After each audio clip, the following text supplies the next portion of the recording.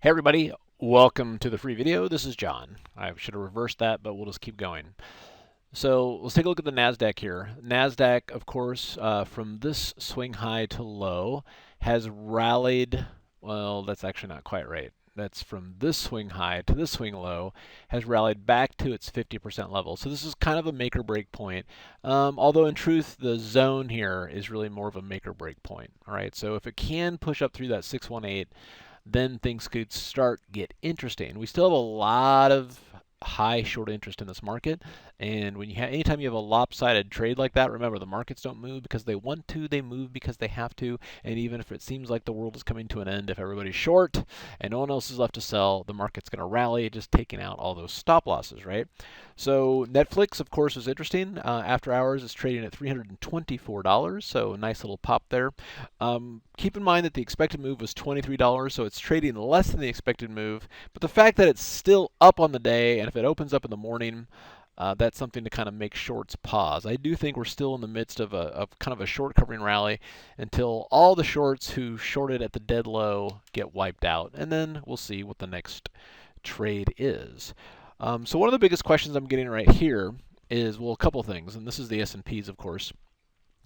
Now, we do have a squeeze setting up on the S&Ps, and of course, we do have a situation in the S&Ps where, if you look from this little here, we've got a nice little trend line to the downside, and if we do look at this kind of swing high to swing low, you can see that we're also approaching that 50% retracement. All right.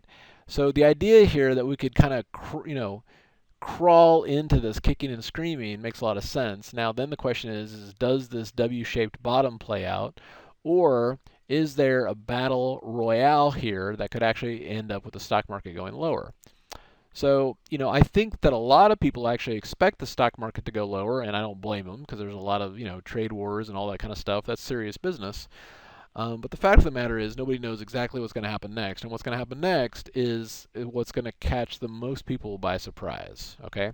So when we get into a situation like this, I find that there are strategies that you can use that make your life a lot easier. Okay? First of all, that you don't have to, strategies where you don't have to stare at it every time, right? Strategies where if the market's up 30 S&P points or down 30 S&P points the next morning, you don't have to freak out about it. And also, like on Wednesday, okay, of this week, for those of you that follow my plane trades, I'm gonna have a flight at noon to 3, okay, and then I'm gonna have another flight at 9 o'clock that night that is gonna be 16 hours going to Africa, and it's gonna land at 1 p.m. Central on Thursday. All right, so kind of two plane trades. And again, if you're new to this, you're like, what are you talking about, John? There's this weird thing that most of the time when I fly, the markets are really volatile. Now, obviously, that has nothing to do with me or flying. It just seems to happen that way, and maybe it's just timing. But the fact that there's a squeeze here, we're coming up to this level. I've got a plane trade on. There's only one trade to do in this kind of a situation. All right, so the kind of strategies that I'm going to employ, I'm going to be talking about tomorrow night in this free webinar, and it is called Simpler Straddles and Strangles, How to Safely Extract Big Gains from Volatility. So what I'm going to be doing here is, first of all, it's a webinar with Bruce. Everything I learned about straddles and strangles was from Bruce.